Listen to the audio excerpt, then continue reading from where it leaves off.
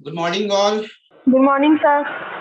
Good morning, sir. Very good morning, Monica, Seema, Anupam. Good morning. Hello sir, good morning. So आज हमारी class 4th class है, ठीक है।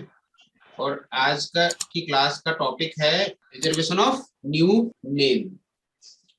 जिन्होंने company नहीं बनाई है उनके लिए सबसे पहला स्टेप है, और जिन्होंने जो कंपनी बनाते हैं उनके लिए भी कुछ इंपॉर्टेंट चीजें हैं जो कि उनको जानना जरूरी होता है, तो उसको वो भी देख सकते हैं। जब भी हम नई प्राइवेट लिमिटेड कंपनी इनकॉर्पोरेट करते हैं या लिमिटेड कंपनी इनकॉर्पोरेट करते हैं या सेक्शन 8 कंपनी इनकॉर्पोरेट करते हैं, तो सबसे जो पहला काम होता है वो नेम को रिजर्व करना होता है ना। Yes sir. राइट और नॉट रॉन्ग। सबसे पहला काम क्या होता है कि आपको अपना नेम मिनिस्ट्री से रिजर्व कराना होता है, ताकि आपको एक बार अप्रूवल मिल जाए, उसके बाद आप इनकॉर्पोरेशंस कर सकें, ठीक है। दूसरा, अगर आप डायरेक्टली मिनिस्ट्री में इनकॉर्पोरेशंस के लिए जा रहे हो, कंपनीज इनकॉर्पोरेशंस के लिए, तो आप फर्स्ट पार्ट जो फॉर्म का भरते हैं वो भी नेम रिजर्वेशन फॉर्म ही होता है।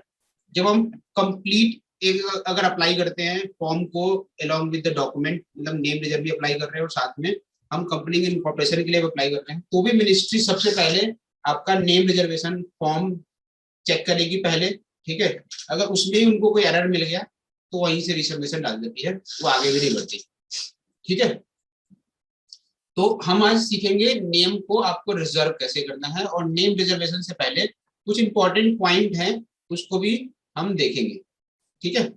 तो सबसे पहले देखते हैं कि नेम रिजर्वेशन का प्रोसेस क्या है। नेम रिजर्वेशन के लिए आपको अपना यूजर आईडी पासवर्ड क्रिएट करने के बाद आपको साइन इन करना है। कंपनी का जो रिजर्वेशन पोर्टल है या कंपनी इनकॉर्पोरेशन से रिलेटेड पोर्टल है वो अभी भी पुराना ही पोर्टल है, इसलिए आप log in to company filing करोगे, ठीक है। कंपनी टू फाइलिंग, और यहाँ पे अपना आप user ID and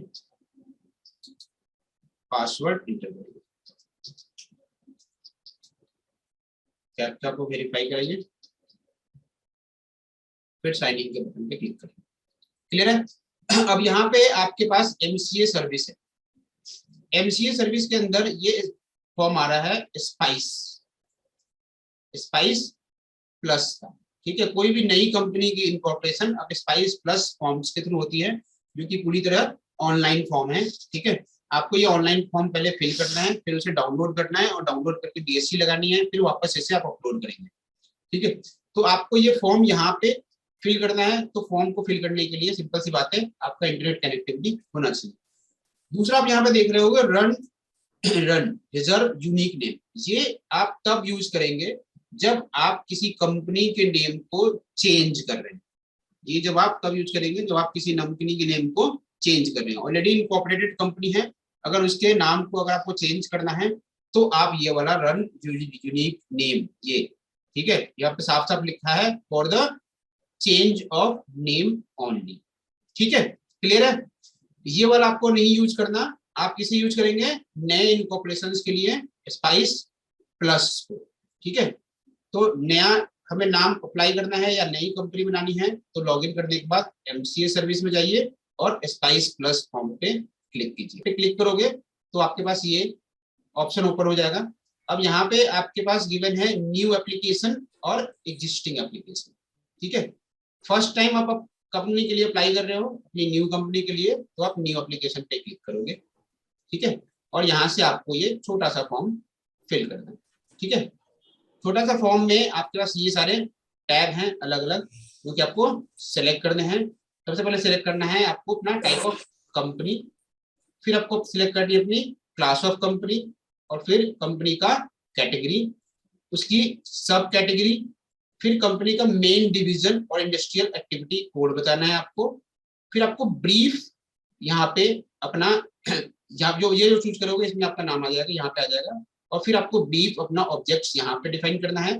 2 propose name आपको यहाँ देने हैं, और यहाँ पे अपनी जो मेन ऑब्जेक्ट है कंपनी में जो बनाने वाले हो, एक्चुअली जब इनकॉर्पोरेशन अप्लाई फाइनली जाएगी तो यहाँ पे वो मेन ऑब्जेक्ट आपको भी अटैच करना है इन पीडीएफ, ठीक है। जैसे ही आप ये फॉर्म पूरा फिल करोगे, ठीक है, उसके बाद इसे ऑटो चेक करेंगे, ठीक है। अब हमारे पास एक नई कंपनी इनकॉर्पोरेट होने के लिए आई है, ठीक है, जिसका नाम है जिसका नाम है यंग एस, मैं यहाँ लिख रहा हूँ आपको आपके लिए, यंग एस रियलिटी, ठीक है, रियलिटी प्राइवेट लिमिटेड, ठीक है। ये नेम मेरे पास रिजर्वेशन के लिए आया है, मेरे को एक कंपनी का अप्लाई करना है। दूसरा है young S India private limited, ठीक है। तो जब भी आपके पास कोई कंपनी इनकॉर्पोरेट होने के लिए आए तो आपको इनकॉर्पोरेशन से पहले दो काम करने हैं, ठीक है। पहला काम आपको करना है कि क्या ये name as per the name reservation rule 2014 allowed है, ठीक है, या नहीं है, ठीक है। दूसरा काम ये करना है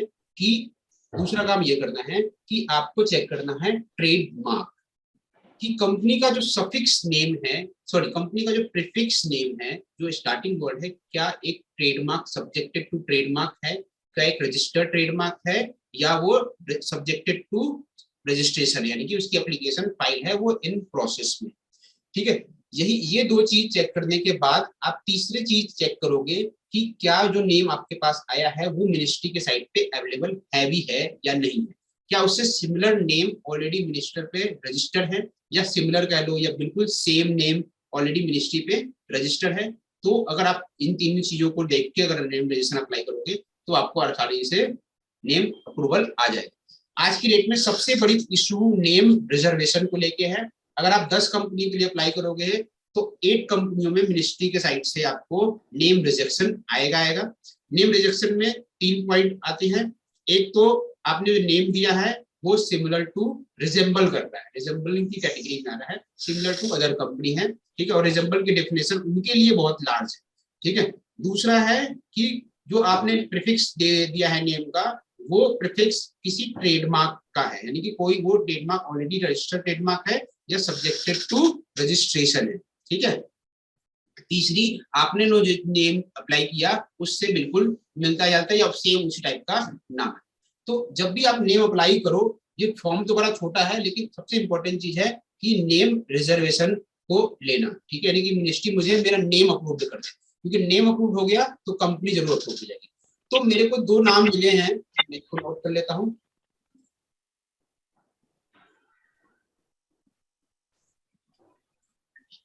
सर एक क्वेश्चन पूछ सकती हूँ?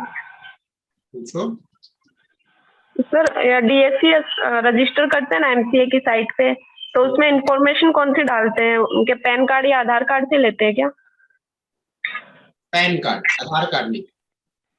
एड्रेस कहाँ से लेंगे? डीएससी रजिस्टर में एड्रेस नहीं जाता। एड्रेस नहीं जाता? हमने देखा था लास्ट एसोसिएट किया था ना डीएससी का, एड्रेस मांगा था। ओ मैंने क्लास नहीं ली थी सर। अच्छा, लास्ट क्लास में ली थी। अगर आप डीएससी को एसोसिएट कर रहे हो तो एड्रेस नहीं है। लास्ट क्लास में हमने देखा था एड्रेस नहीं मांगा था, बस नाम, मोबाइल नंबर, सॉरी नाम, mobile number, email ID, father का नाम, ठीक है। सर अब डीएससी, हेलो हाँ सर, बोलो अभी डीएससी आधार वेरिफिकेशन से डीएससी अप्रूवल हो रहा है, अब नया सिस्टम चालू हुआ है ओटीपी देने से आधार का रजिस्टर्ड जो मोबाइल नंबर है, तो उसमें पैन तो जाए, पैन नंबर तो हम दिए थे ऑलरेडी, तो पैन से ही तो होगा ना वो? यार पैन आधार बेस्ड डीएससी बनता है लेकिन पैन की इन्फॉर्मेशन भी जाती है उसमें। अच्छा, हाँ पैन नंबर दिए थे, तो पैन के अगेंस्ट में होता होगा तो वो। हाँ, तो अगर आप मतलब आधार, ये इनका क्वेश्चन अलग था, आपका क्वेश्चन अलग है। आपका क्वेश्चन है, इनका क्वेश्चन था कि एमसीए की वेबसाइट पे अगर मैं डीएससी एसोसिएट कर रही हूँ, ठीक है, सर डीएससी एक्सपायर हो गया उसके बाद एसोसिएट करना है, नया बना है, तब भी नहीं लेता है? नहीं, वही बता रहा हूँ ना, वो हमने मैंने लास्ट क्लास में दिखाया था, चलो अभी आज दिखा भी दूंगा। लास्ट क्लास भी अपनी लगता है वीडियो नहीं देखी लास्ट क्लास की। चलो अभी हम इस पे बात करते हैं पहले, ठीक है, वो क्वेश्चन लास्ट में देख लेंगे, ठीक है। तो हमारी कंपनी, 2 कंपनी में नेम अप्लाई करनी है, एक जंगेश रियलिटी और दूसरा जंगेश इंडिया प्राइवेट लिमिटेड।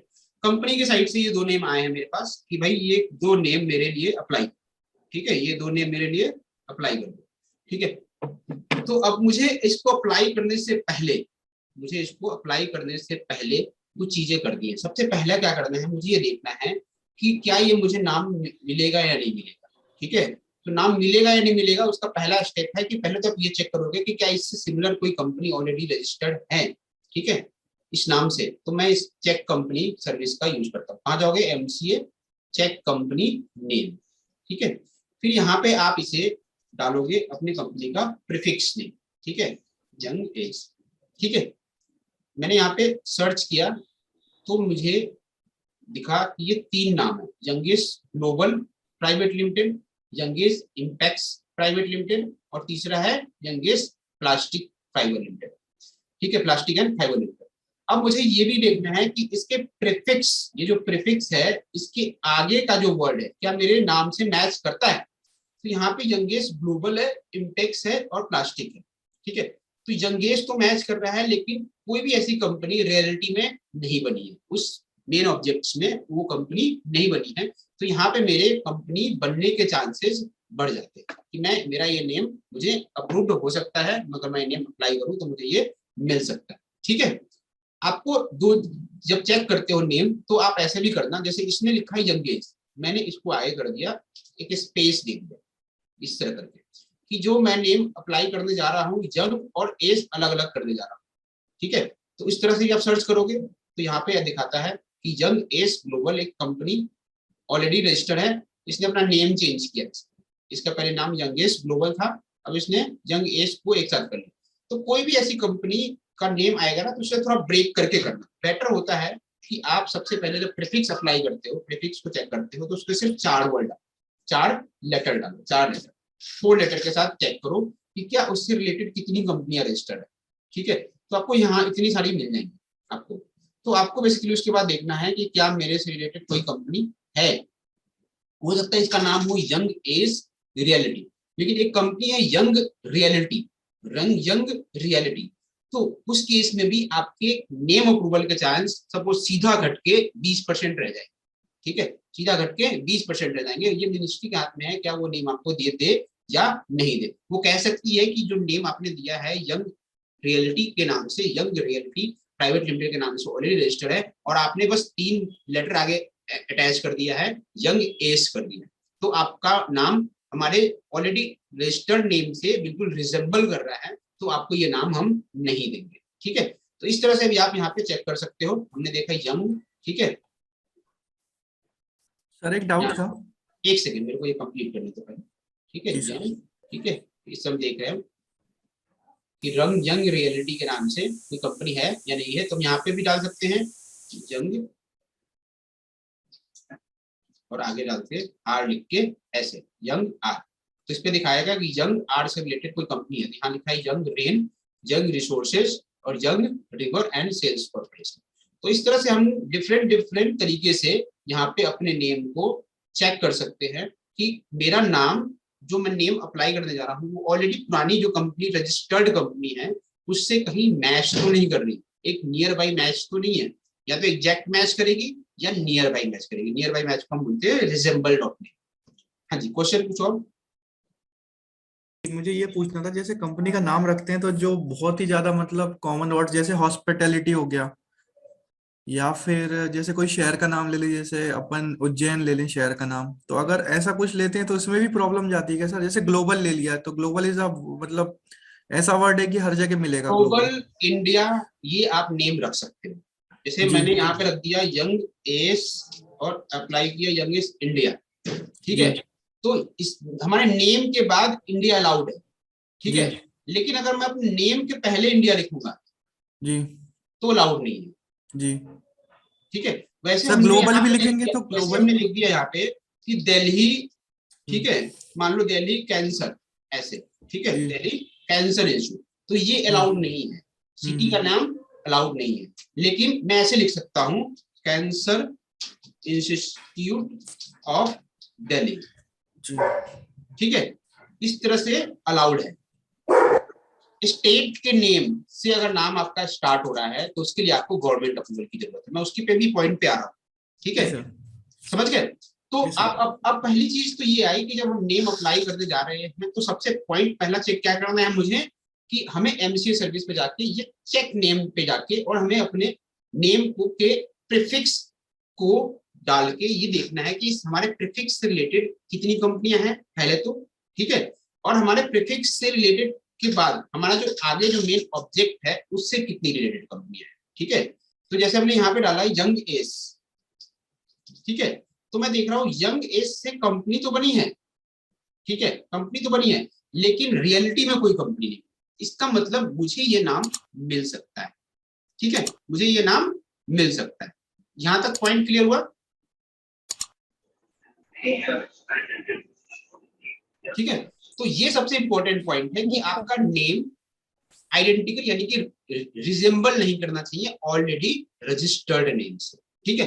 अब बहुत सारे लोग ऐसी ऐसी चीजें कर देते हैं जो कि as per the rule allowed नहीं है। तो आपने अगर ध्यान से पढ़ा होगा या पढ़ोगे तो मैं आपको ये अटैचमेंट डाल भी दूंगा, मिनिस्ट्री ने नेम रिजर्वेशन से रिलेटेड रूल्स भी इनकॉर्पोरेट कर रखे हैं कि उस रूल्स के अकॉर्डिंग ही आप अप्लाई करोगे। उन रूल्स में उन्होंने ये बातें कई बातें बोली भी है कि अगर आप इस प्रोसेस के थ्रू जाओगे या आप देखोगे कि भाई इन चीजों को अप्लाई हम नहीं दे रहे हैं, तो आप पहले इसको अप्लाई ना करो, और ये प्रोहिबिटेड है और ये आपको मिल सकते हैं इस तरह से, ठीक है। तो आपका नेम रिजर्वेशन रूल का ये इसके ऊपर पूरी डिटेल गाइडलाइन है जो कि आपकी ये, यस सर, ठीक है। अगर आप इसके ऊपर मैं पूरा एक अच्छी एक डेढ़ आधे घंटे के लिए पूरी प्रेजेंटेशन बना रहा हूँ PPT, I will upload with the video PPT, ठीक है। तो उसको आप एक बार देखना अच्छे से। अब इसमें मेनली पूरा एक एक पॉइंट डिस्कस किया गया है कि आपको जो रिजर्वेशन नेम अप्लाई करने जा रहे हो उसमें हम आपको क्या देंगे और क्या नहीं देंगे, ठीक है। तो अगर आप देखोगे, देखो run service should be used in pursuant to section 4 of subsection 4 of the Companies Act 2013 and Rule 8 and 9 of the Companies Incorporation Rule, ठीक है, 2014 with are reproduced for your reference. Section 4 में ये बात बोली गई है, the name states in the memorandum shall not, यहाँ पे साफ साफ बोला गया shall not be identical with or resemble too nearly to the name of the existing registered under this act or any previous company law. या तो company 1956 में है या 2013 में है, ठीक है, ऑलरेडी रजिस्टर्ड कंपनी है, उससे रिलेटेड अगर रिजेबल कर रहा है आपका नेम तो वो प्रोहिबिटेड है, आपको नहीं मिलेगा, ठीक है। यहाँ साफ साफ लिखा ना, should not be identical with और resemble with to nearly the name, ठीक है। पहला पॉइंट उन्होंने साफ से बोल दिया जो कि मैंने अभी आपको बताया, उसको चेक कैसे करना है। तो आपको चेक करना है कंपनी की वेबसाइट पे जाके, और वहां पे आपको कंपनी की वेबसाइट, मिनिस्ट्री की वेबसाइट पे जाके, और वहां पे आपको ये चेक कंपनी नेम की सर्विस यूज करनी है और आपको अपने प्रीफिक्स के अकॉर्डिंग देखना, ठीक है। क्लियर है यहाँ तक आपको? Yes sir. फिर सेकंड बोल रहा है be such that it used by the company will constitute an offence under any law from time being in force और is undesirable in the opinion of the central government, ठीक है। उनको लगता है कि ये नेम बिल्कुल अनडिजायरेबल है, सेंट्रल गवर्नमेंट मतलब मिनिस्ट्री, ठीक है, एमसीए, तो उनको लगता है ये नेम अनडिजायरेबल है, ये आपको नहीं दिया जाना चाहिए। इसमें ऐसे नेम या ऐसे वर्ड है जो कि पब्लिक इंटरेस्ट के ये नहीं अच्छी चीज, तो भी आपको इस केस में वो नहीं दे सकते, या ऐसे कोई वर्ड यूज किया है जो कि ऑफेंसिव है, ठीक है, तो भी आपको वो वर्ड अलाउड नहीं है, वो आपको नहीं मिलेंगे। क्लियर है? ठीक है, तो आपको कोई भी ऐसा नाम अपने कंपनी नेम अप्रूवल में नहीं डालना जो कि ऑफेंसिव वर्ड हो, ठीक है, कोई भी ऑफेंसिव वर्ड हो रहा हो, या वो कम्युनलाइज कर रहा हो किसी चीज को, ठीक है, या फिर वो अनडिजायरेबल। क्लियर है? ये 2 पॉइंट आपको क्लियर है सेक्शन 4 की, ठीक है। अब इसमें थर्ड पॉइंट है without prejudice to the provision of the sub section 2 a company shall not be registered with the name which content. अब यहाँ पे साफ साफ बोल दिया गया कि आपके, ये तो है ही है, ठीक है, साथ में अगर आपके नाम में कुछ ये वर्ड अगर आपके नाम में है तो हम आपको वो नेम नहीं देंगे। अब वो कौन से word? Any word or expression which is likely to give the impression that the company is in any way connected with or having the patrons of the central government, any state government or any local authority, corporation or body constituted by the central government or any state government under any law from time being in force। मतलब अगर आप name में ऐसा कुछ रख रहे हो जिससे ये रिलेशन हो रहा है कि आप किसी लोकल अथॉरिटी से या सेंट्रल गवर्नमेंट से या स्टेट गवर्नमेंट से या अपनी किसी बॉडी इंस्टीट्यूट से या सेंट्रल गवर्नमेंट से एसोसिएटेड हो, तो भी आपको वो नाम हम नहीं देंगे। क्लियर है? समझ गए? तो इस तरह के नाम भी आपको नहीं रखने। फिर फोर्थ पॉइंट है such word or expression as may be prescribe unless the provision of the approval of the central government has been obtained for the use of any such word or expression. अगर आप ऐसा कोई नाम रखना चाह रहे हो जो कि हमारे इस पॉइंट में कवर्ड था, ठीक है, तो आपको अपनी सेंट्रल गवर्नमेंट से इसकी पहली अप्रूवल लेनी है, इस अथॉरिटी से पहले अप्रूवल लेनी है कि भाई ठीक है मेरा आपके साथ एक एसोसिएशन है, ठीक है, और मैं आपके लिए काम कर रहा हूँ या मैं और मैं कंपनी बना रहा हूँ और इसमें आपकी कोई आपत्ति नहीं है, आप मुझे एक अप्रूवल दें, ठीक है, तो फिर आप उस अप्रूवल के साथ इसको अप्लाई करोगे, ठीक है। फिर फोर्थ पॉइंट है person may make application in such forms the manner accompanied with the right such भी, ये वही बात है कि हम अप्लाई करने के लिए रन सर्विस का यूज करेंगे, ठीक है, कंपनी नेम के लिए स्पाइस फॉर्म का, और हम अपने नए प्रपोज नेम को हम अप्लाई करने के लिए देंगे। उसके बाद ये बताया गया है कि upon receipt of the application क्या करेगी मिनिस्ट्री चेक करेगी, ठीक है, upon receipt of application under section sub section 4 registrar ने on the basis of the information and document furnished along with the application reserve the name for a period of 20 days, ठीक है, जो आपको name reservation मिलेगा वो कितने दिन तक वैलिड होगा, 20 डेज तक उनके विद इन आपको अपनी कंपनी इनकॉर्पोरेट कर लेनी है, अदरवाइज आपका नेम एक्सपायर हो जाएगा, ठीक है, from the date of approval or such other period as may be prescribed, provided that in case of the application of reservation of name or change of its name by an existing company, ठीक है, the registrar may reserve the name for a period of 60 days। ये तो नई company के लिए जब apply करोगे तो उसके लिए आपको जो अप्रूवल मिलेगा वो कितने दिन के लिए मिलेगा, 20 डेज के लिए। लेकिन अगर आप कंपनी का नेम चेंज कर रहे हो, ठीक है, तो उसके लिए जो आपको अप्रूवल मिलेगा उसकी वैलिडिटी कितने दिन की होगी, नेम की 60 डेज की। क्लियर है यहां तक सबको? हाँ जी, आवाज आ रही है? Yes sir. सर 60 डेज का क्या क्लॉज है सर, एक बार रिपीट कर देंगे सर? जब हम नया कंपनी के लिए नेम के लिए अप्लाई करते हैं, न्यू कंपनी फॉर्म कर रहे हैं, तो उसके लिए जब हमें अप्रूवल मिलती है नेम रिजर्वेशन की, ठीक है, तो उसके लिए 20 डेज की वैलिडिटी, 20 डेज सर, ठीक है, आपको विद इन 20 डेज अपना कंपनी इनकॉर्पोरेट करना होगा, ठीक है। लेकिन जब हम चेंज ऑफ नेम के लिए अप्लाई करते हैं, ठीक है, हमारी ऑलरेडी कंपनी बनी हुई है, उस नेम को हम चेंज करना चाहते हैं, तो जब हम अप्रूवल लेते हैं रन सर्विस के थ्रू, तो उसकी वैलिडिटी जो होती है वो 60 डेज होती है, तो 60 डेज के अंदर आपको कंपनी अप्रूवल मतलब नेम चेंज का पूरा प्रोसेस कंप्लीट करेगा, ठीक है, अदरवाइज वो नेम आपका एक्सपायर हो जाएगा। यस सर, ठीक है। अब यहाँ लिखा हुआ है where after reservation of name under clause 1 it is found that name was applied by the furnishing wrong or incorrect information, ठीक है, अगर उनको लगता है कि आपने जो नेम रिजर्वेशन अप्लाई किया और मिनिस्ट्री ने अप्रूवल दे दी है, ठीक है, उसकी और उसके बाद उनको लगता है कि आपने रॉन्ग इंफॉर्मेशन के साथ ये लिया है, अप्लाई किया हुआ है, if the company has not been incorporated the reserve name shall be cancelled, ठीक है, and the person making application under sub section 4, ठीक है, shall be liable to a penalty which may exceed to 1 lakh, ठीक है। तो ये आपको ध्यान रखना है कि ऐसी कोई भी नेम अप्लाई मत करो जो कि रॉन्गफुली है, ठीक है, उन्होंने आपको अप्रूवल तो दे दिया बट आप पे वो पेनल्टी भी लगा सकते हैं, ठीक है, अगर कंपनी इनकॉर्पोरेट नहीं हुई तो।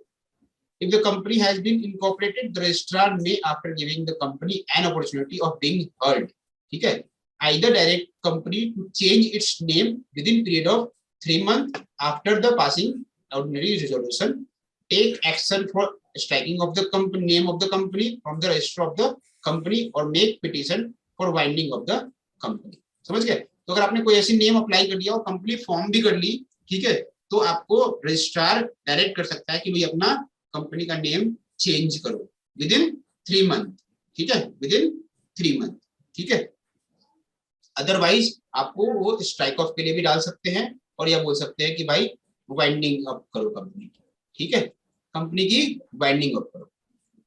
क्लियर है? अब रूल 8 क्या है वो बड़ा इंपॉर्टेंट है। In determining whether the proposed name is identical with another, the difference on account of the following shall be disregarded, ठीक है, the difference on the account of following shall be disregarded, यहाँ पर लिखा है shall be disregarded। इसका मतलब क्या है कि अगर आप कोई नेम अप्लाई कर रहे हो, बहुत सारे पर्सन ऐसे करते हैं कि नेम अप्लाई किया, हमने उसका प्लूरल बना दिया, ठीक है, हमने नेम में थोड़ा बहुत ABCD जोड़ दिया, ठीक है, तो इसका मतलब ये नहीं है कि आपका नाम अपने नेम से दूसरे नेम से वो क्या हो गया, तो आइडेंटिकल हो गया, मतलब अलग हो गया। ठीक है, जैसे हमने एक कंपनी बनाई भाई, एक ऑलरेडी कंपनी रजिस्टर है रिलायंस, ठीक है, तो हमने बोल रिलायंस के आगे एस लगा दिया, ठीक है, ये हमने रिलायंस के आगे क्या कहा, एक स्पेलिंग चेंज कर दिया, तो स्पेलिंग चेंज उसको सिंगुलर से प्लूरल बना देना, ठीक है, ये एक मैटर नहीं करता कि आपका नेम आइडेंटिकल हो जाएगा। तो इसी बात का यहाँ डिस्कशन है कि आप जैसे लाइक वर्ड लाइक प्राइवेट, ठीक है, कर दिया, लिमिटेड कर दिया, ऐसे कर दिया, तो ऐसे नेम आपके डिसरिगार्ड हो जाएंगे, ये आपके ये नहीं बताएंगे कि आपका नेम उन नेम से डिफरेंट है। Word appearing at the end of the name like company and company, company company corporation, मतलब इस ऑलरेडी नेम है, उसके आगे आपने लास्ट में क्या लगा दिया, कंपनी, ठीक है। जैसे ये कंपनी बनी हुई यंगेस्ट ग्लोबल, अब मैं इसको लिख दूं youngest global company private limited, youngest global already company registered है, लेकिन मैंने लिख दिया youngest global company private limited, तो ये एक डिफरेंट नेम नहीं है, मिनिस्ट्री विल डिनाई दिस, ठीक है, क्लियर है। फिर थर्ड चीज है प्लूरल वर्जन, अगेन मैंने बोला प्लूरल वर्जन, कोई ऐसा सिंगुलर नेम है आपने उसको क्या बना दिया, प्लूरल कर दिया, तो भी आपको नेम अलाउड नहीं है। Type and case of letter, spacing between the letter and the punctuation mark, कोई भी ऐसा मार्क आपने लगा दिया, कोई स्पेस दे दिया दो वर्ड में, जैसे मैंने बोला था यंग और एज को अलग अलग कर दिया, तो भी आपको अलाउड नहीं, ठीक है।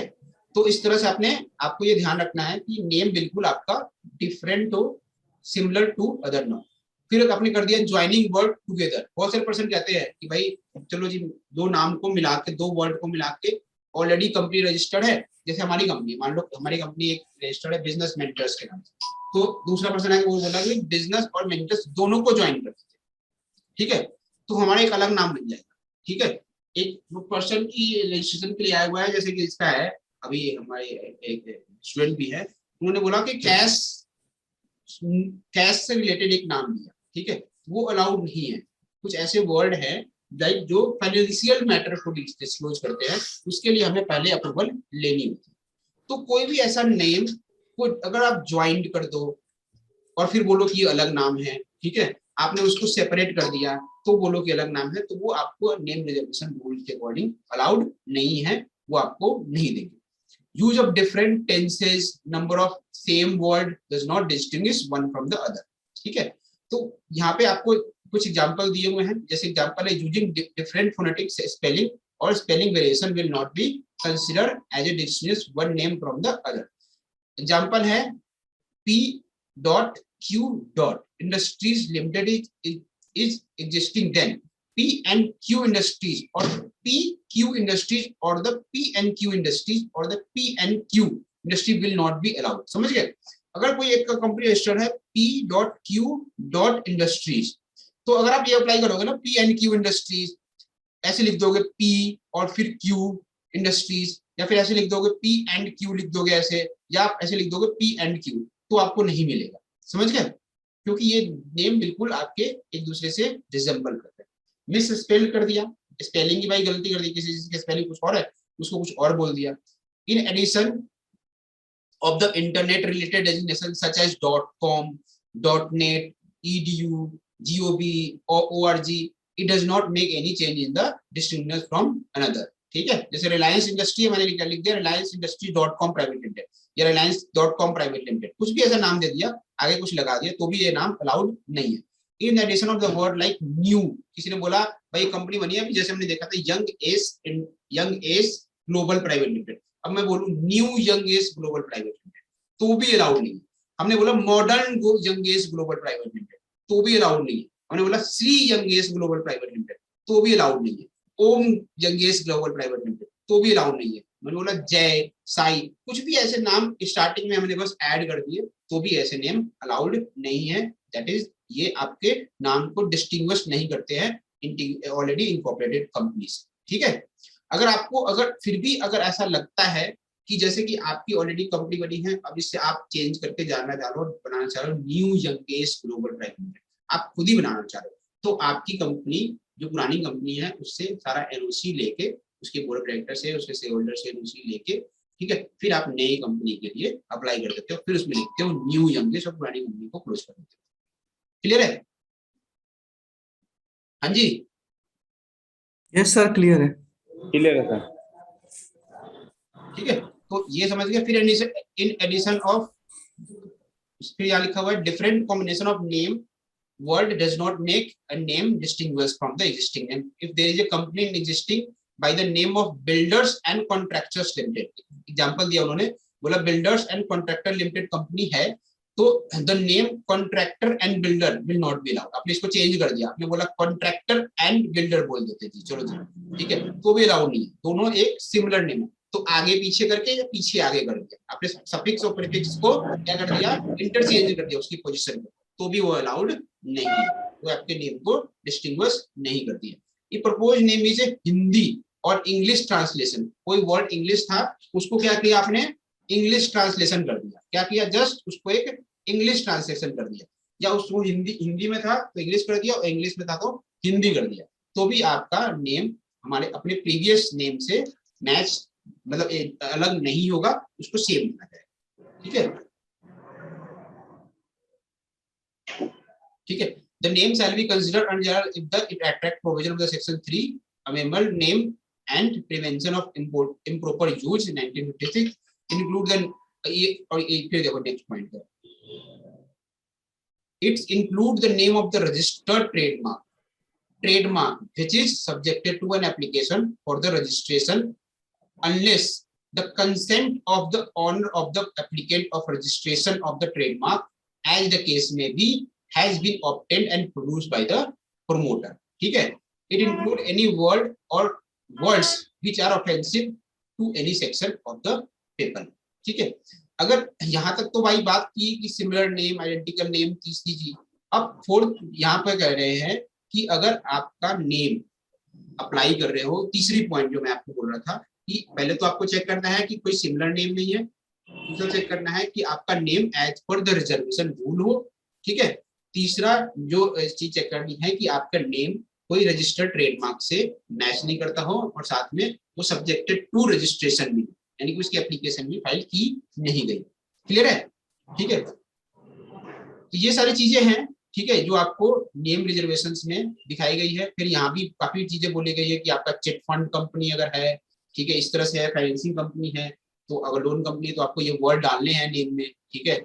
आप ये मतलब ऐसे नहीं कर सकते कि आपने चिट फंड कंपनी बना ली और अपने अपने नेम में बताया नहीं कि आप चिट फंड कंपनी चला रहे, तो आपके कंपनी के नेम में वर्ड होने चाहिए एक्टिविटी इस तरह के, ठीक है, जो कि आपको बताए कि आपका डिफाइन करे कि आप एक चिट फंड कंपनी चला रहे हो, ठीक है।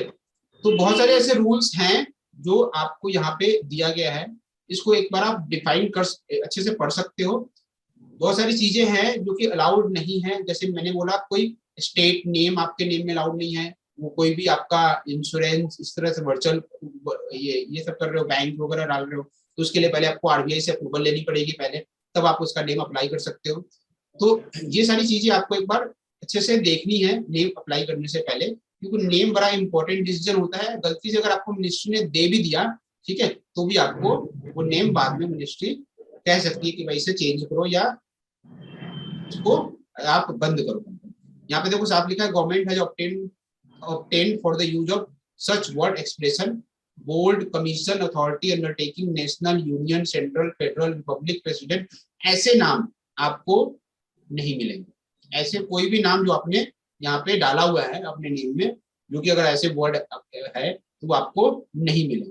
तो पूरा रूल है रिजर्वेशन का, जिसको आप डिफाइन करके अच्छे से मतलब पढ़ सकते हो। बाकी मैं इसके ऊपर एक बहुत अच्छी वीडियो अकॉर्डिंग टू सारा स्लाइड्स मैं बना रहा हूँ, वो मैं आपके साथ शेयर करूंगा, ठीक है।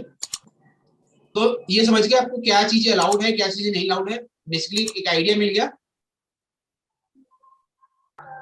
Yes sir, but can I please ask अगर इसका कोई हैक हो, I mean कोई वर्ड ट्रेडमार्क ऑलरेडी है बट हमारे क्लाइंट को अगर चाहिए, तो कुछ ऐसा तरीका है जिससे कि हम उनकी हेल्प कर सकें, मतलब इलीगल नहीं बट डेफिनेटली समथिंग जो कि जो थोड़ा एक्सेप्टेबल हो, बट मतलब क्लाइंट के लिए देखो पहला तो उन्होंने खुद बोला कि अगर आप ऐसी ट्रेडमार्क ऐसा नेम अप्लाई कर रहे हो जो ऑलरेडी ट्रेडमार्क है या सब्जेक्टेड टू ट्रेडमार्क है, ठीक है, तो उस केस में उन्होंने जब आप नेम अप्लाई करोगे, ठीक है, तो मिनिस्ट्री से आपके पास वो आएगा, रिसबमिशन आएगा, वो बोलेंगे कि आप जो नेम अप्लाई कर रहे हो ये इस ट्रेडमार्क से रिलेटेड है, तो आपको नहीं मिलेगा। और साथ में लिख भी देते हैं कि अगर आपको फिर भी चाहिए वो नेम तो, और रूल में भी लिखा हुआ है साथ में, ठीक है, अभी बंदे बताया ना, रूल में भी लिखा हुआ है, उसमें रूल में साफ साफ लिखा है कि अगर आप फिर भी आपको नेम चाहिए तो जो ऑनर ऑफ द ट्रेडमार्क है, ठीक है, उससे आपको एनओसी चाहिए, ठीक है। तो आप उसको कांटेक्ट कर सकते हो कि सर आप ये ट्रेडमार्क चला रहे हो या नहीं चला रहे हो,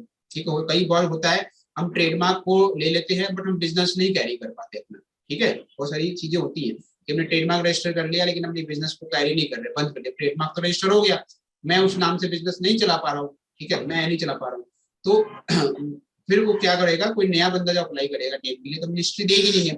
तो आप क्या कर सकते हो, ट्रेडमार्क की वेबसाइट से उसका एप्लीकेशन नंबर और नंबर वगैरह निकाल के आप उनको कांटेक्ट करो कि भैया ये नाम हम चाहते हैं, ठीक है, अगर आप हमें देते हैं इसके अप्रूवल तो हमें ये फॉर्मेट है, एनओसी वगैरह फॉर्मेट है, इसी एनओसी लेके आप फिर देन आप उस नाम के लिए अप्लाई कर सकते हो, ठीक है।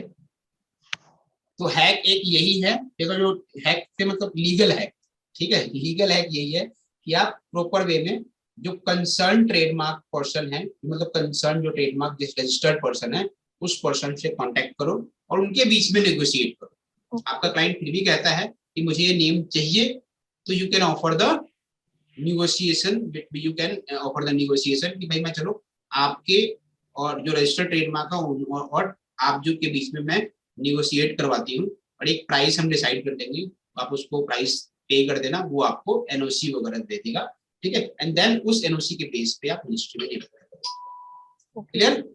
जी सर। ठीक है, यही होता है और यही सारे करते हैं, this is the legal way, ठीक है। अब हमने जब नई कंपनी का नेम अप्लाई कर रहे थे तो पहली चीज हमने क्या करी, नेम चेक किया, नेम चेक करने के बाद हमने रिजर्वेशन रूल को भी ढंग से समझ लिया कि रिजर्वेशन रूल के अकॉर्डिंग मेरा नेम कौन सा प्रोबेटेड मार्क है, कौन सा प्रोबेटेड नेम है, कौन सा नहीं, तो हमारे नेम में प्रोबेटेड नहीं होना चाहिए और हमारा नेम एक दूसरे से रिजेंबल भी नहीं करना चाहिए, ठीक है। अब तीसरी चीज आती है कि हमें उसका ट्रेडमार्क चेक करना है, ठीक है, हमें ट्रेडमार्क किसका चेक करना है, हमारे प्रीफिक्स का, हमारे नेम के प्रीफिक्स का, ठीक है। तो उसके लिए यहाँ पे उन्होंने आपको यहाँ पे लिंक भी दिया हुआ है, ठीक है, चेक ट्रेडमार्क, ठीक है। तो आप आईपीआई की वेबसाइट पे चले जाओगे, ठीक है, आप सबको पता है यहाँ से आप आईटीआर, अगर आप लोग आईपीआर की क्लासेस ले रहे हो निशान सर से तो नेम आपको ये आगे बताया जाएगा कि आपको ये सर्च कैसे करना है, बाकी मैं भी बताऊंगा। अब यहाँ पे आपको तीन चीजें देखनी होती है कि आप जो नेम अप्लाई कर रहे हो क्या उसका हमारा रजिस्टर्ड ट्रेडमार्क है या नहीं है, ठीक है। तो हमने यहाँ पे लिखा यंग एस, ठीक है। अब यहाँ पे बताया होता है क्लास, ठीक है, तो यहाँ पे एटलीस्ट वन क्लास आप डालो। अब क्लास आपको पता है ट्रेडमार्क की क्लास जो होती है, अलग अलग क्लासेज हैं, अलग अलग क्लासेज है ट्रेडमार्क की, ये सारी जनरली क्लासेस हैं। आपको आईपीआर की अगर गूगल पे आप ट्रेडमार्क डिस्क्रिप्शन भी लिखोगे, ठीक है, तो आपको एक वेबसाइट आएगी यहाँ पे IPR इंडिया की .gov.in, इस पे क्लिक करो। अब हमारे पास ट्रेडमार्क में टोटल कितने क्लासेस होते हैं, 45 क्लासेस होते हैं। 1 से लेके 34 क्लासेस तो गुड्स का होता है और 35 से लेके 45 क्लासेस होते हैं सर्विसेज के। तो आपकी जो कंपनी मेन ऑब्जेक्ट में काम करे, सबसे पहले तो आप वहां चेक करो कि जो मेरी कंपनी का ऑब्जेक्टिव है उस क्लास में कोई ट्रेडमार्क रजिस्टर्ड है, ठीक है। तो यहाँ पे आप देखोगे कि हम जो कंपनी अप्लाई कर रहे हैं, फॉर एग्जांपल हम एक रियलिटी कंपनी अप्लाई कर रहे हैं, ठीक है। तो हमने यहाँ पे देखा कि insurance, advertising business, business management, business administration, insurance, financial, monetary, real estate affairs, ठीक है। तो हमारा क्लास क्या है, 36 है, ठीक है। तो यहाँ पे हम जाके क्लास डालेंगे, नाम डालेंगे और फिर क्लास 36 देखेंगे, यहाँ पे हम सर्च के बटन पे क्लिक करेंगे। हमारे को दिखा यहाँ पे no record found. Best way to search trademark, जैसे हम कंपनी के नेम को सर्च करते हैं और फर्स्ट 4 लेटर डालते हैं, एटलीस्ट 4 लेटर, यहाँ भी आप एटलीस्ट 4 लेटर डालोगे, ठीक है। और फिर यहाँ पे क्लास हमने 36 सर्च किया, तो यहाँ पे मेरे पास देखते हैं यंग से रिलेटेड कुछ आ रहा है। देखो यहाँ पे, देखो यार, यंग एसी हैवियर्स, यंग एसी, ठीक है। अब यंग एज और यंग एसी दोनों अलग है, देखो यंग ये अलग है और ये अलग है, ठीक है। तो यंग एस और यंग एसी दो अलग वर्ड है, ठीक है, तो यहाँ पे मेरा मैच नहीं करता। फिर यंग अचीवर है, यंग अचीवर है, फिर यंग स्कॉलर है, ऐसे करके यंग नेवर स्टॉप है, मतलब ऐसे करके मैं अपने नेम को चेक करूंगा कि मेरा नाम मेरे वर्ड से कितना मैच करता है। Young India, young signing, young signing,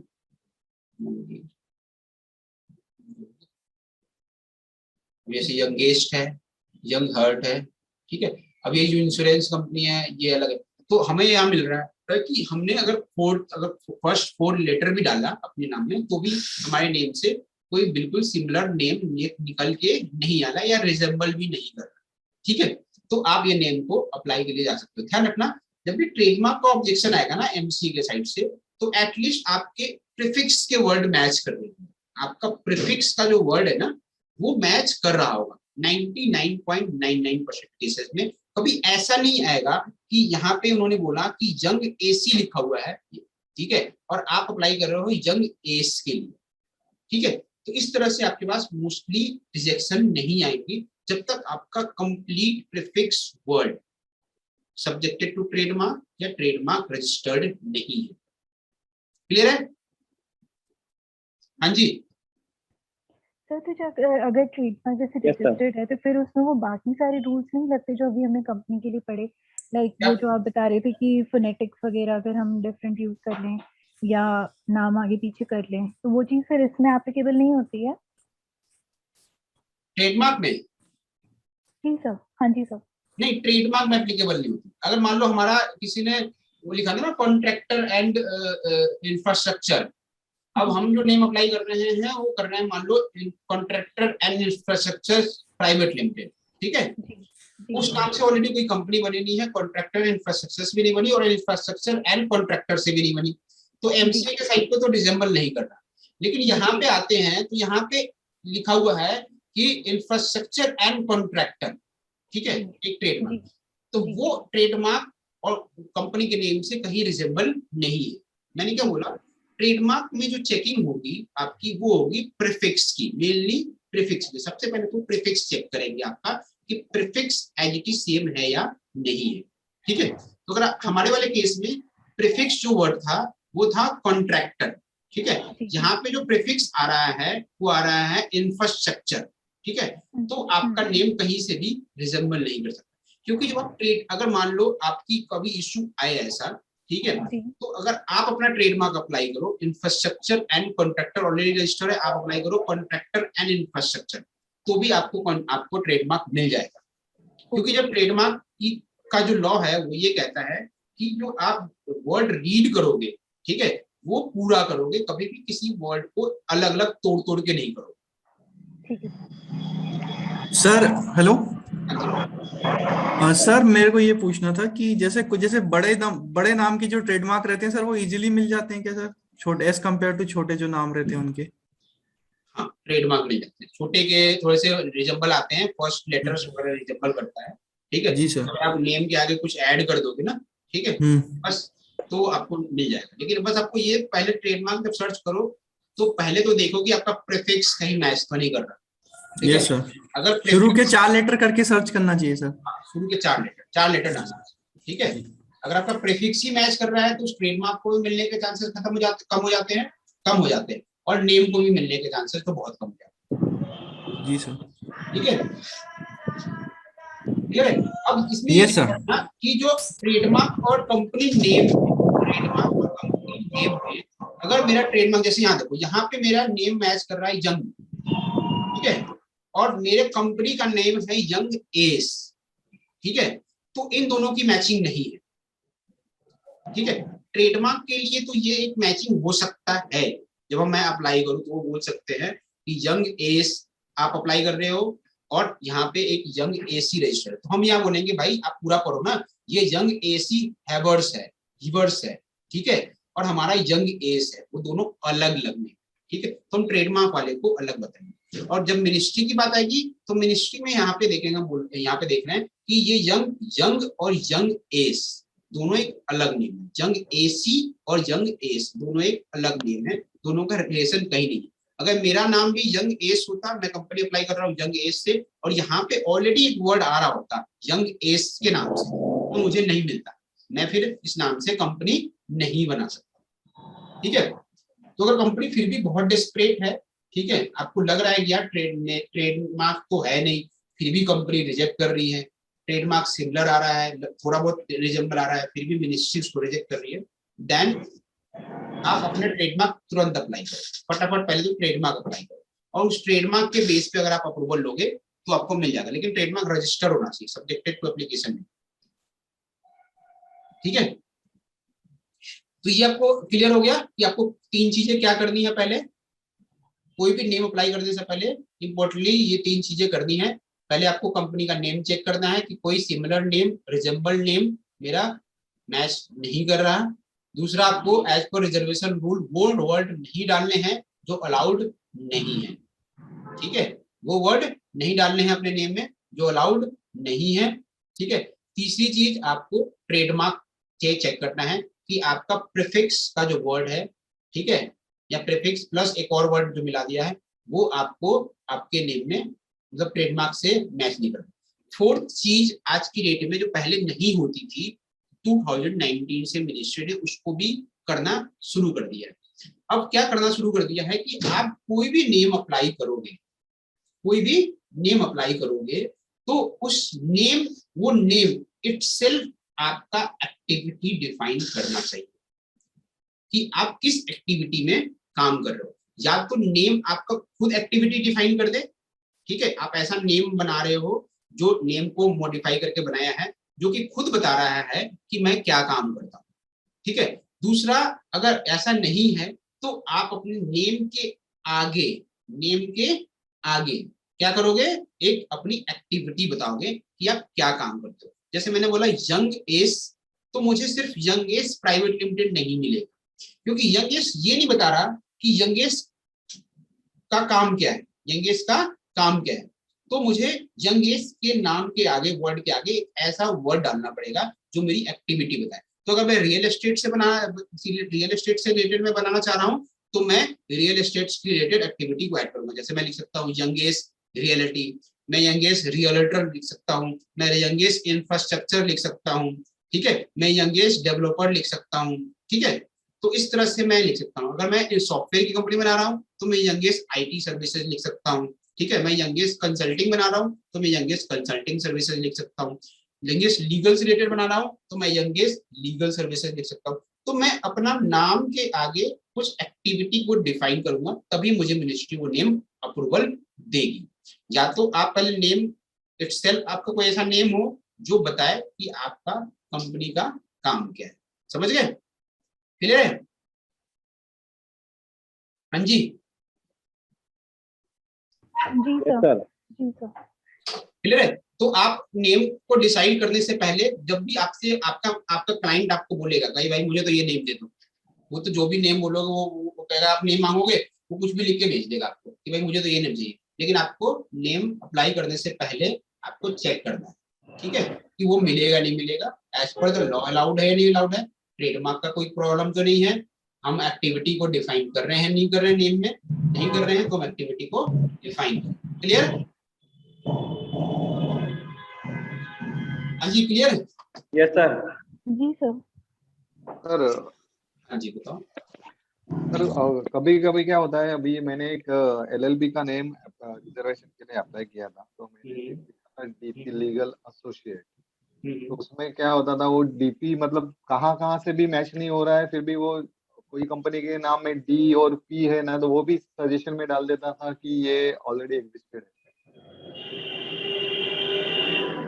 ना तो उसका स्टार्टिंग डीपी से था, ना कोई एंड डीपी से था, ना कंटेंट डीपी से था, लेकिन वो फिर भी दिखाता है सजेशन में। तो वो कितने चांसेस है कि वो डिसअप्रूव होगा, या अगर डिसअप्रूव होता है तो हमको क्या एक्शन लेना होगा, या वो ट्रेडमार्क में कहाँ पे है? जब मैंने अप्लाई किया था तो वो ट्रेडमार्क में भी नहीं था, किसी से वो नाम से कोई कंपनी भी नहीं थी, एलएलपी भी नहीं। यार मैं अपना आउट ऑफ क्लास जा रहा हूँ, ठीक है, ये जो आपकी प्रॉब्लम है ना, ठीक है, ये एक आज की डेट में सबसे बिगर प्रॉब्लम है।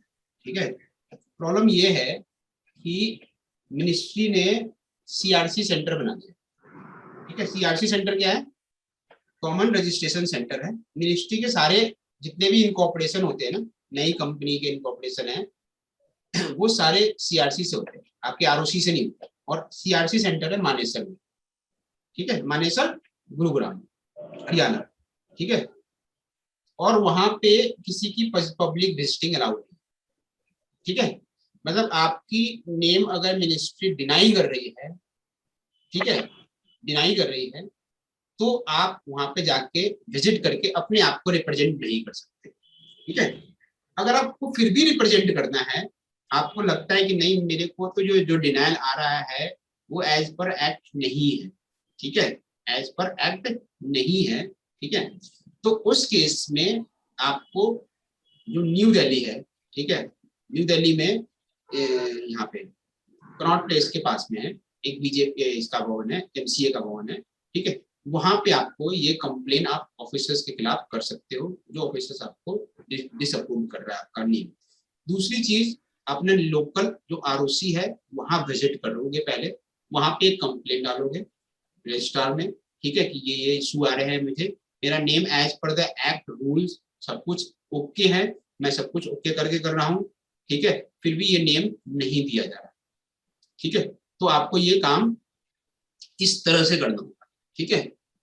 अदरवाइज मैं आपको छोटा सा एक इंसिडेंट दे रहा हूँ। अभी हमने 2021 में एक नेम अप्लाई किया था, अभिघ्न बिल्टेक प्राइवेट लिमिटेड के नाम से, क्लियर है।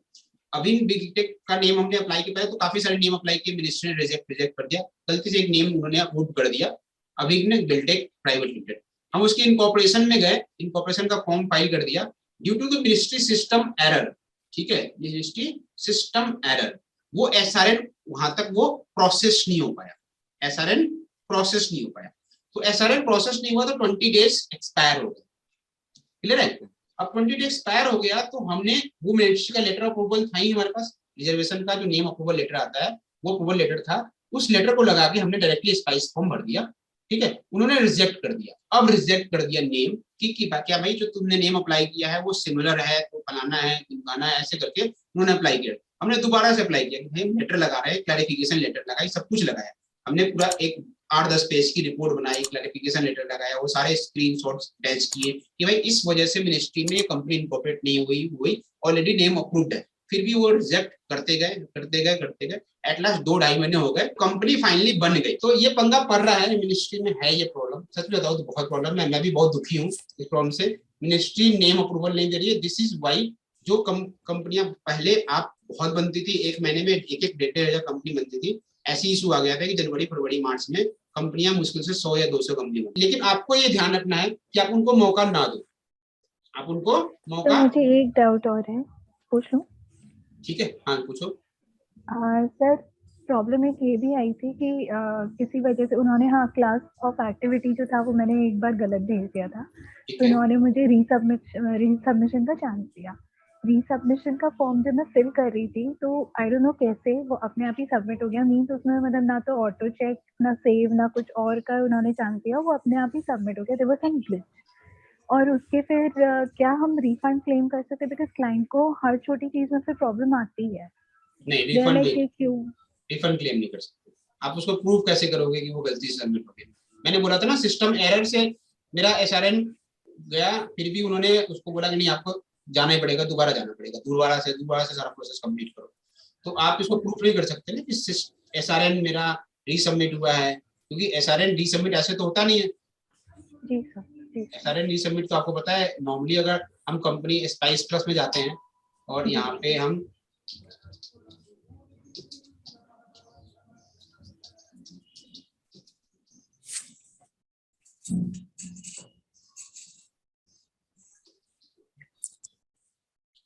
जब स्पाइस प्लस में जाते हैं यहाँ पे, तो यहाँ पे एग्जिस्टिंग एप्लीकेशन में जाएंगे, जब एग्जिस्टिंग एप्लीकेशन में जाते हैं तो उस फॉर्म को ओपन करते हैं, जैसे मान लो ये ओपन किया राइनोस एंटरप्राइजेस, ठीक है, फिर इसे आप एडिट करोगे, ठीक है, फिर इसे आप चेंज करोगे और फिर इसे सबमिट करोगे। तो एग्जैक्टली वो जो मैं प्रॉब्लम आपको बता रही थी ना, सबमिट के बटन पे क्लिक कर दिया तो ये मान लिया गया कि आपने सबमिट किया, क्योंकि रीसबमिशन में कोई SRN तो डालना नहीं पड़ता ना इस नए वाले प्रोसेस में। सर सबमिशन तक का तो मेरे को चांस ही नहीं मिला, मैं ऑटो चेक भी नहीं दबा पाई थी। देयर वाज सम ग्लिच जिसके कारण वो अपने आप सबमिट हो गया और जिसमें कोई चेंज ही नहीं था। तो तो बट वो जो इसमें प्रूफ था, नहीं कर सकते ना, दिक्कत ये यस है। सर, यस सर, अगर नाउ आप आई गेट प्रूफ नहीं कर सकते कि ये ऑटोमेटिकली या तो आप अपनी स्क्रीन उसमें रिकॉर्ड कर रहे होते। अब हम एक बार प्रोसेस पूरा समझ लें रिपीट करके। अब नेम अप्लाई करने का प्रोसेस समझ लेते हैं। अभी मैंने रूल देख लिया, ये समझ लिया कैसे क्या चीजें चेक करनी है आपको नेम अप्लाई करने से पहले, क्योंकि नेम अप्लाई एप्लीकेशन तो वो छोटी सी चीज है, बस 5 टेबल पर सिलेक्ट करने हैं, फील्ड सिलेक्ट करने हैं और एमओए बनाना है और डाल, ठीक है। वो तो उसके बाद नेम एप्लीकेशन चली जाती है, लेकिन नेम एप्लीकेशन से पहले सारी चीजें हैं जो कि आपको चेक करनी है, वो भी हमने उसको सीखा है। तो अब हम नेम अप्लाई कैसे करते हैं उसके लिए जाएंगे, एमसीए सर्विस में जाना है, फिर स्पाइस फॉर्म, फिर यहाँ से न्यू एप्लीकेशन, ठीक है। अब यहाँ पे आपको टाइप ऑफ कंपनी सिलेक्ट करनी है। प्राइवेट कंपनी अगर बना रहे हैं तो आप यहाँ पे कौन सिलेक्ट करेंगे बताओ, न्यू कंपनी, अदर्स, अदर्स, ठीक है। फिर class of sir company private, फिर कैटेगरी ऑफ कंपनी दो तरह की आएंगी, नहीं लिमिटेड बाय शेयर। सर, हमने वो प्राइवेट क्यों नहीं सिलेक्ट किया कहाँ पे, ऊपर न्यू कंपनी अदर्स में से? ये प्राइवेट का प्राइवेट तो, ओपीसी, ये प्राइवेट अच्छा OPC, sorry OPC, sorry, this for the right, OPC 1% company. Sorry sorry my bad. कोई नहीं, it's a good good question. ठीक है। तो यहाँ से आप basically type of company select करते हो। इसके ऊपर भी मैंने ये सर पॉइंट लीगल कंसेप्ट के पॉइंट है, ये पूरा मैंने सर हाँ बताओ, पूछ लूं सर क्वेश्चन एक? पूछो पूछो। सर ये फार्मर प्रोड्यूसर ऑर्गेनाइजेशन में सर ये प्रोड्यूसर कंपनी में जाएगा क्या? अगर आप एग्रीकल्चर एक्टिविटीज रिलेटेड प्रोड्यूसिंग में हो, ठीक है, ये जी। प्रोड्यूसर कंपनी जाएगी, ठीक सर। ठीक है। तो यहाँ से अपनी class of company, type of company select करते हो कि आपकी कंपनी का टाइप क्या हो, ठीक है। जी। सर आप प्रोड्यूसर सभी है, सारे समझा चुके हैं क्या? क्योंकि ये मेरे ये को वाला पता नहीं था। समझाया है, लेकिन ये वाला ना मैंने लीगल कंसेप्ट में डाला है। मैंने इसके ऊपर ना पूरी पीपीटी बनाई हुई है, पीपीटी बना के इसके ऊपर मैं वीडियो बना रहा हूँ। ये कंसेप्ट वाइज है, इसके अंदर एक एक करके मैंने बताया प्रोड्यूसर कंपनी क्या होती है, फिर इसके सेक्शन कौन से होते हैं, उसमें कौन से डॉक्यूमेंट्स लगेंगे, ठीक है। फिर अनलिमिटेड कंपनीज क्या है, प्राइवेट ओपीसी कंपनीज क्या है, उसकी डेफिनेशंस क्या है, ठीक है। आईएफएससी कंपनीज क्या होती हैं, ठीक है। ये मैंने अलग अलग ना करके लीगल कंसेप्ट बताया है। वो आप लोग लीगल कंसेप्ट की वीडियो ना मैक्सिमम मंडे तक दे देंगे, क्योंकि थोड़ा सा अभी टाइम मुझे कम मिल रहा था, ठीक है। नो इसलिए मैंने सर सेक्शन 8 और ये पार्ट 1 सेक्शन 8 कंपनी सर, ये अलग है, दोनों अलग है। सर सेक्शन 8 में फीस कम लगती ना सर? हाँ। जी कम। सेक्शन 8 बेसिकली आपकी फाउंडेशन कंपनी है, एनजीओ, ट्रस्ट, जी, सोसाइटी, ट्रस्ट, ठीक है। बेसिकली आपकी फाउंडेशन कंपनी, जो भी अगर आप ट्रस्ट वगैरह चलाना चाह रहे हो, कंपनीज के थ्रू है ये, कंपनीज के थ्रू। तो यहाँ पे आप प्राइवेट और पब्लिक दोनों बना सकते हो, ठीक है। तो हम जब किसी नए प्राइवेट लिमिटेड कंपनी के लिए जा रहे हैं, इनकॉर्पोरेशन के लिए जा रहे हैं, तो हम यहाँ पे चूज करते हैं न्यू कंपनी अदर्स, ठीक है। जी सर। फिर उसके बाद आपको क्लास चूज करना है, ठीक है, पब्लिक है या प्राइवेट है, तो प्राइवेट। फिर कैटेगरी ऑफ कंपनी यहाँ पे डिफाइन है कि कंपनी आपकी लिमिटेड बाय शेयर है या लिमिटेड बाय गारंटी है। फिर उसके बाद लिमिटेड बाय शेयर, अगर आप शेयर कैपिटल है कंपनी, अपनी लिमिट को शेयर कैपिटल के अकॉर्डिंग रखना चाहते हो, तो आप लिमिटेड बाय शेयर। फिर सब कैटेगरी यहाँ पे, अगर कंपनी यूनियन गवर्नमेंट कंपनी, तो यूनियन गवर्नमेंट सेंट्रल गवर्नमेंट की है, तो यूनियन, स्टेट की है तो स्टेट, नॉन गवर्नमेंट कंपनी, क्योंकि हमारे वाले जितने केसेस होंगे वो 99% नॉन गवर्नमेंट कंपनी होंगी, अनटिल अनलेस हम गवर्नमेंट कंपनी बनाए। तो आपको सिलेक्ट कौन सा करना है, नॉन गवर्नमेंट। और अगर आप subsidiary of A company incorporate outside India बना रहे हो, ऑलरेडी कंपनी इनकॉर्पोरेटेड है, उसकी सब्सिडरी कंपनी बना रहे हो यहाँ पे, तो आप ये वाला सिलेक्ट करोगे। और गारंटी और एसोसिएशन कंपनी एक अलग कंपनी है। तो आप नॉर्मली प्राइवेट लिमिटेड कंपनी बना रहे हो जो कि लिमिटेड बाय शेयर है, तो यहाँ पे आप नॉन गवर्नमेंट कंपनी सिलेक्ट करोगे, ठीक है। इसके बाद आपको डालना है main division of industrial activity code. अब ये हमारे पास एक लिस्ट है, ये हमारी मेन डिवीजन एक्टिविटी, ठीक है। एक्टिविटी कोड अलग अलग डिफाइंड है मिनिस्ट्री का, ठीक है। जैसे एग्रीकल्चर एंड रिलेटेड एक्टिविटी का कर रहे हो तो ये एक्टिविटी कोड है, ठीक है, 1 to 5 है। माइनिंग का है, फिर मैन्युफैक्चरिंग से, मैन्युफैक्चरिंग टेक्सटाइल है। इस तरह इन्होंने अपनी एक्टिविटी को डिफाइन किया है कि आपकी जो एक्टिविटी है उससे रिलेटेड आपको हमने कोड दिया है।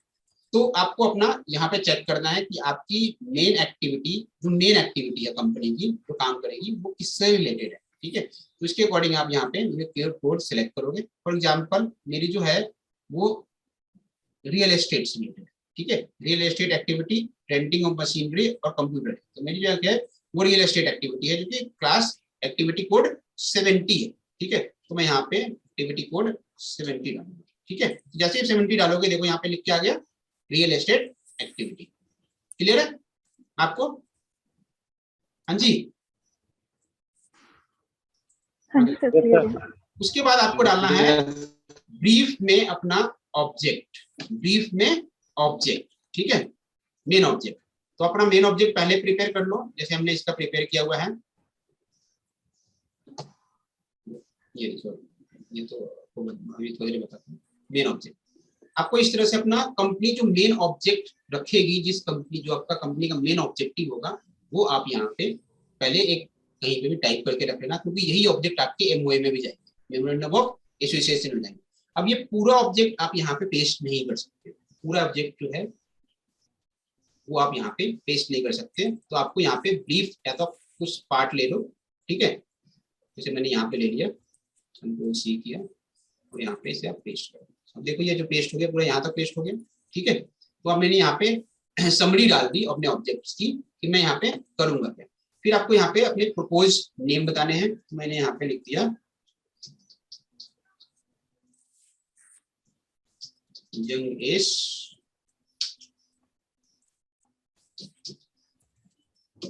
Reality private. रियलिटी की स्पेलिंग ठीक है, मैं थोड़ा सा कंफ्यूज कर रहा हूँ। हाँ जी, रियलिटी की स्पेलिंग ठीक है। एक बार नेम जो एक बार जो नेम अप्रूव हो गया वो हो गया, नेम चेंज नहीं हो सकता, फिर बाद में कंपनी का नेम चेंज कराना पड़ेगा। रियलिटी सर्विसेज,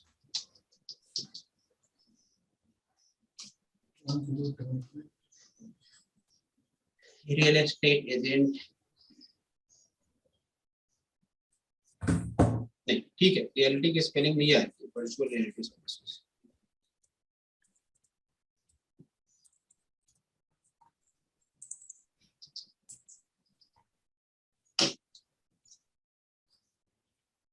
ये भी ठीक है, ठीक है, ये प्रॉपर्टी से रिलेटेड है, वो एक अलग चीज, ठीक है। तो हमारा ठीक है, रियलिटी है, तो हमने यहाँ पे नेम में डाल दिया REALTY, ठीक है। अब यहाँ पे मैं एक और नेम दे रहा हूँ, देखो मैंने जो पढ़ाया है आपको वो बिल्कुल मैं मान रहा हूँ, मैं यहाँ पे दे रहा हूँ यंगेश इंडिया प्राइवेट लिमिटेड। मैं फिर भी एक नेम अप्लाई कर रहा हूँ, क्योंकि क्लाइंट ने मुझे बोला कि आप मेरे लिए ये अप्लाई करो, यंगेश इंडिया प्राइवेट लिमिटेड। मैंने बोला क्लाइंट को नहीं मिलेगा, as per the rule, as per the rule. Rule क्या, कौन सा रूल, कौन से वाले रूल में ये नहीं मिलेगा, बताओ मैंने क्या बात बोली, किस अकॉर्डिंग नहीं मिलेगा, ये नेम किस अकॉर्डिंग नहीं मिलना चाहिए? सर प्रीफिक्स ऑलरेडी रजिस्टर्ड है ना? नहीं, ये name youngest India private limited, ये मुझे क्यों नहीं मिलना चाहिए? सर यंगेस्ट से ऑलरेडी ना ग्लोबल सर्विसेज करके। ठीक है, एक तो आपने बताया यंगेस्ट से रिलेटेड ऑलरेडी ग्लोबल है, इम्पैक्ट भी है और ये भी है। दूसरा और कोई? इसमें इंडिया नाम आ रहा है, नाम में इंडिया है, मिल जाएगा इंडिया, अगर आपके नेम के आगे लिखा हुआ है प्रीफिक्स के आगे तो अलाउड है। मैंने बोला स्टेट के नेम नहीं होने चाहिए प्रीफिक्स में। एक्टिविटी डिफाइन नहीं है, बिल्कुल करेक्ट, यहाँ पे हमने एक्टिविटी डिफाइन नहीं किया है कि आपका नेम किस एक्टिविटी को रिप्रेजेंट करता है। मैंने आपको बोला था ना, अगर आपका नेम का जो प्रीफिक्स वर्ड है इटसेल्फ एक एक्टिविटी डिफाइन कर रहा है, इटसेल्फ एक एक्टिविटी डिफाइन करता है, वो अलाउड है। सॉरी बट ये भी यंगेस्ट की भी स्पेलिंग थोड़ी गड़बड़ है, ए और जी इंटरचेंज होगा। हाँ ठीक है, और अगर आपका ठीक है, तो अगर आपके नेम में एक्टिविटी डिफाइन है, ठीक है, नेम इटसेल्फ आपको बता रहा है कि मैं क्या एक्टिविटी करता हूँ, ठीक है, तो वो अलाउड है। Otherwise we have to add your activity in that. तो हम यहाँ पे एक्टिविटी ऐड नहीं कर रहे हैं, इस वजह से मिनिस्ट्री मेरा ये नेम रिजेक्ट कर सकती है, ठीक है। तो ये आप डालने के बाद अब अपना जो एमओए है जो आपने बनाया है इसे आप अपलोड साथ में अपलोड करोगे। तो मैं यहाँ पे ऑब्जेक्ट कैसे बनाते हैं, गूगल पे सर्च करते हैं क्या? बता रहा हूँ, मैं आपको एक रेडीमेड अवेलेबल भी करा रहा हूँ ऑब्जेक्ट, ठीक है। पीडीएफ में अपनी फाइल को सेव कर लेना,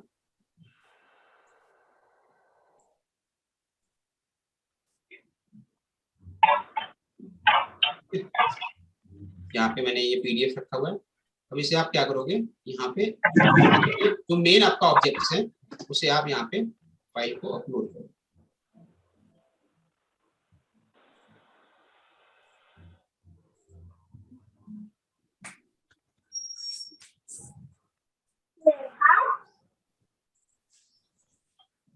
देखो ये ध्यान रखना, upload file name should be less than 25 character, it contains only alpha numeric with special character like this. ठीक है, तो मेरे इसमें देखो यहाँ पे स्पेस नहीं चाहिए था।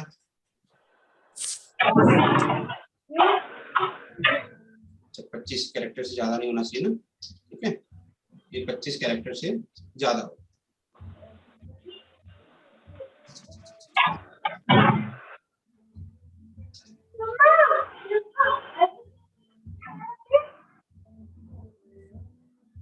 ठीक है, ये हो गया। अब ये पूरा प्रोसेस आप करने के बाद आप इसे ऑटो चेक करो। ये बड़ी समस्या है इसकी।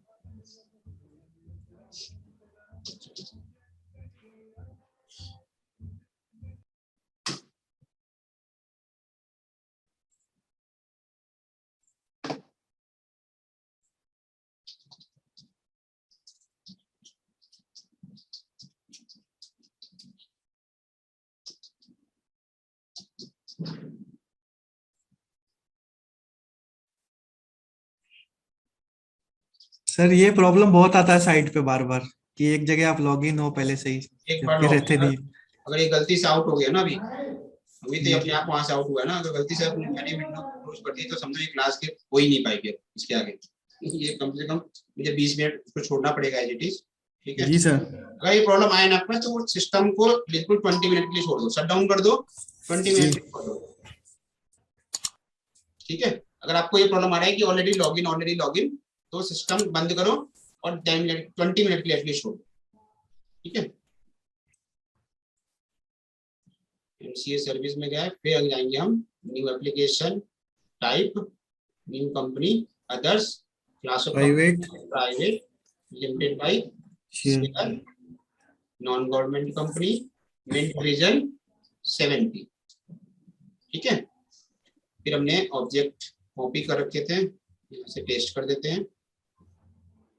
फिर यहाँ नाम डालते हैं यंगेस रियल्टी और यंगेस इंडिया प्राइवेट। ठीक है, नाम में देखो YOUNGACE।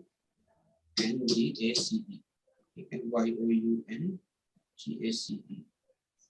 Realty private limited. ठीक है, उसके बाद फाइल चूज करेंगे, ये डाल दिया, फिर करेंगे ऑटो चेक। ठीक है, डॉक्यूमेंट अपलोड सक्सेसफुली, फिर ऑटो चेक। ऑटो चेक करके अगर आपका नेम एक दूसरे से रिजेंबल नहीं कर रहा हो ऑलरेडी अप्लाइड नेम से, तो ये आपके पास आ जाएगा। ये 90% केस में आपके पास आएगा ही आएगा। 99% केस में based on the preliminary check conducted by the system, it appears that the name applied is not identical to any existing name in the electronic registry. However, the name proposed by you for your company is still subjected to more comprehensive check at the CRC before applying for a name. You may like to be familiar with the company information. ठीक है, ये आप लोग सब कुछ हो गया, सब कुछ चेक कर लिया। अब यहाँ पे अब इसे क्या करोगे, सेव करोगे। ठीक है, spice part A detail has been saved. ठीक है, और इसके बाद करोगे इसे सबमिट।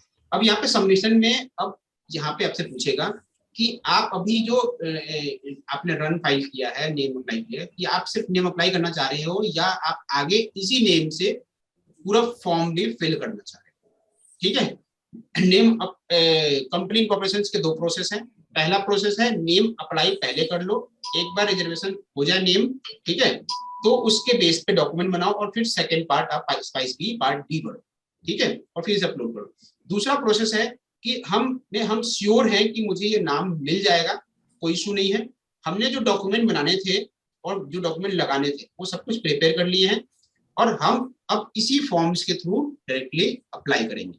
ठीक है, हम नेम पहले रिजर्वेशन नहीं ले रहे, हम डायरेक्टली कंपनी इनकॉर्पोरेशन के लिए ही अप्लाई करेंगे। दोनों में फर्क बस ये है, पहले वाले में आपको 1000 रुपीज की एक्स्ट्रा कॉस्ट पड़ेगी। पहले वाले में नेम रिजर्वेशन पहले ले रहे हो, फिर इनकॉर्पोरेशन अप्लाई कर रहे हो। दूसरे वाले में आपको 1000 रुपीज की कॉस्ट कम पड़ेगी। क्लियर है? Yes sir. ठीक है, तो अभी हम सिर्फ अगर नेम अप्रूवल लेना चाह रहे हैं तो हम ये वाला बटन पे क्लिक करेंगे, सबमिट फॉर जी नेम रिजर्वेशन, और हम चाह रहे हैं कि हम साथ में ही कंपनी इनकॉर्पोरेशन भी अप्लाई कर दें। ठीक है, तो प्रोसीड फॉर इनकॉर्पोरेशन करेंगे। ओके, तो अभी यस हम सर। नेम अप्रूवल ले रहे हैं तो हम सबमिट फॉर नेम रिजर्वेशन करते हैं।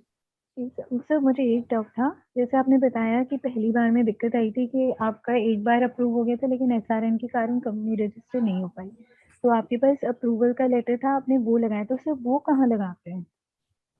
वो बताओ पहले ये कर ले कंप्लीट। हाँ, ओके अगर दोबारा नेम ले रहे हो ना तो जो चूज फाइल का ऑप्शन था ना जिसमें हम ऑब्जेक्ट लगा रहे हैं उसी के नीचे लगा दो।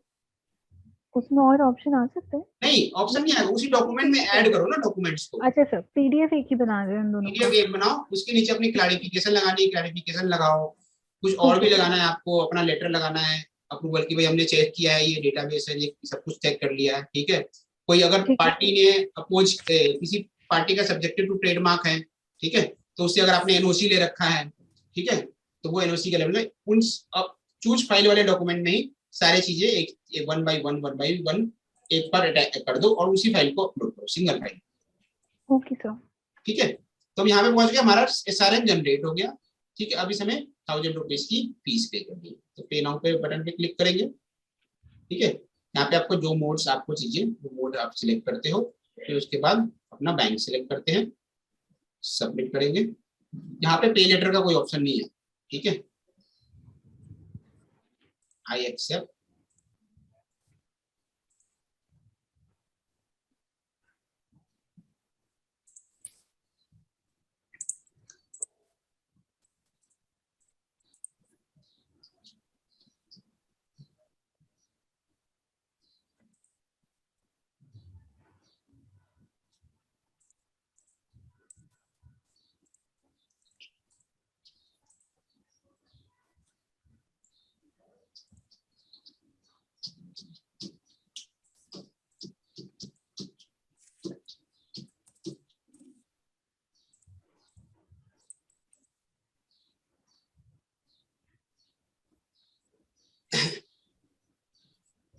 ठीक है, उसके बाद लॉगिन करने के बाद आप डाल दो जो भी आपको रिमार्क डालना है अपने बैंक में। ठीक है, और यहाँ से पे करो। आपको पता है पेमेंट में हमेशा ओटीपी जाता है। चलो ओटीपी आ गया 511434। चलो हो गया। ठीक है, पेमेंट सक्सेसफुल होगी, अपने आप बैंक के थ्रू एमसीए की वेबसाइट पे रूट करेगा। आपका यहाँ पे एसआरएन जनरेट। ठीक है, yes sir. The payment received is being generated. ठीक है, कभी कभी होती है आपकी पेमेंट रिसीव्ड जनरेट नहीं हो पाती। ठीक है, तो बस आपको अपना एसआरएन निकालना है और उसे फिर आप वहां से करते हो। वो हम प्रोसेस जानबूझ के करेंगे, एक बताऊंगा आपको, क्योंकि मैं आईसीआईसी से पेमेंट करता हूँ तो हो जाता है सक्सेस, एसबीआई से करते हैं तो अटक जाता है। 98 सर इसका मेल भी आता ना सर, जो मेल दिया रहता है उस पे एसआरएन का? एसआरएन का मेल नहीं आया। नहीं आता सर। ठीक है, ये जब हम कोई फाइल अपलोड करते हैं ना, यस अपलोड सर। करती है तो आता है। ठीक है, ऐसे नहीं आता। यस। इसे आप कॉपी करके आप या फिर इसको डाउनलोड करके एसआरएन को रख लो। ठीक है,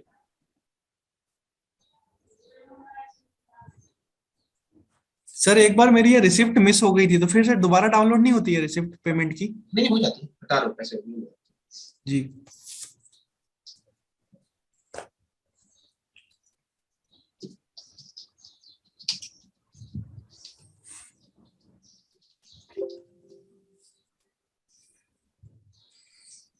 जनरली अपनी रिसिप्ट को संभाल के रखा करो, फिर भी हो जाती है, बताता हूँ कैसे। ठीक है, ये मैंने सेव करके रख दिया है, इसे मैं बंद कर दूंगा।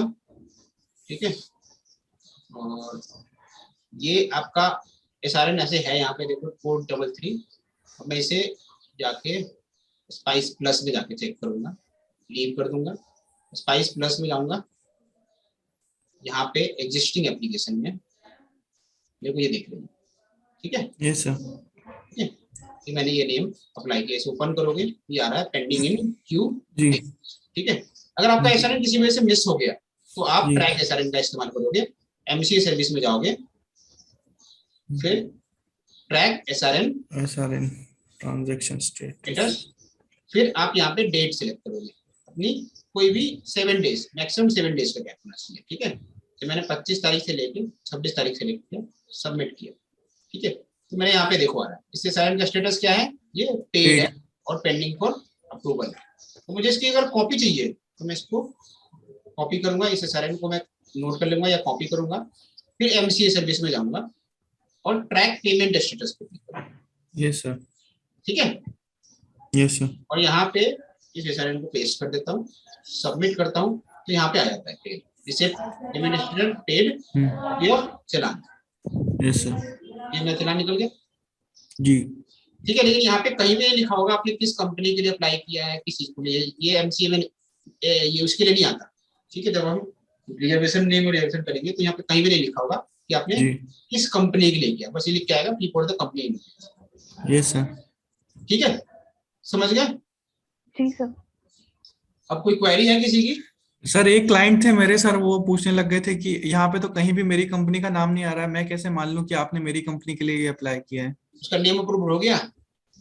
सर अप्रूव भी हो गया था, बट वो यही बोल रहे थे कि तो बोलो मेरी नेम अप्रूव हो गया है तो जी। आप मत करो, फिर उसको ना आप इसका स्क्रीनशॉट भेज दो, स्पाइस में जाओ, जी। ठीक है, एग्जिस्टिंग में जाके आप बोलो भाई देखो आपका जो डेट ऑफ चलान आ रहा है ना, ठीक है, वो मेरा जी। हमने फॉर्म अपलोड किया हुआ है, ठीक है, और ये इसका SRN, जी। समझ गए? उसको बिलीव कैसे कराने में समझा दिया, पहले तो आप चलान डाउनलोड कर लो। सर ये तो मैंने बता दिया था, लेकिन वो पर्टिकुलर वही कह रहे थे कि मेरी कंपनी के नाम वही के तो साथ बता से रहा- रिसिप्ट बताओ।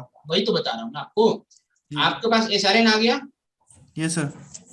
आपको SRN आया ना अभी, यस सर। ठीक है, आपने SRN नोट कर लिया, SRN की प्रिंट निकाल दी, अब आपको क्या करना है, SRN से मैच कराना, ठीक है, कि वो SRN उसी का है।